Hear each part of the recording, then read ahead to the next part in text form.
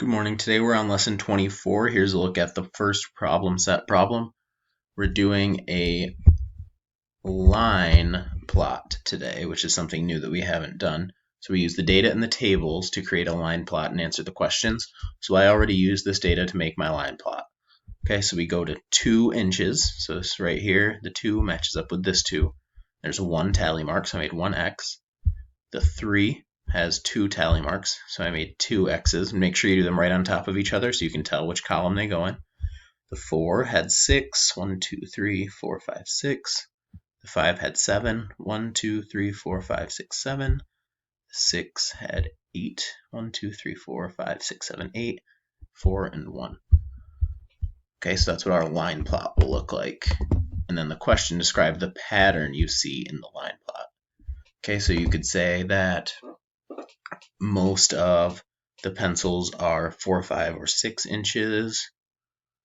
Or you could say most of the pencils are longer because our data kind of goes up, right? But they're not too long because the 7 and the 8. Or sorry, they are long. Those are really long, but not many people have those pencils. One person has one that's 8 inches. All right. The next problem set page is the length of ribbon scraps in centimeters and the number of ribbon scraps. So you would draw your line.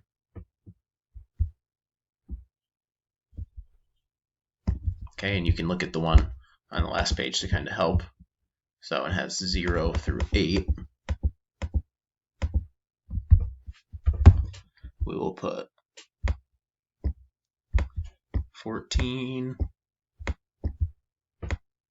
You want them to be spaced out evenly if you can, but on my laptop I can't really do that the best.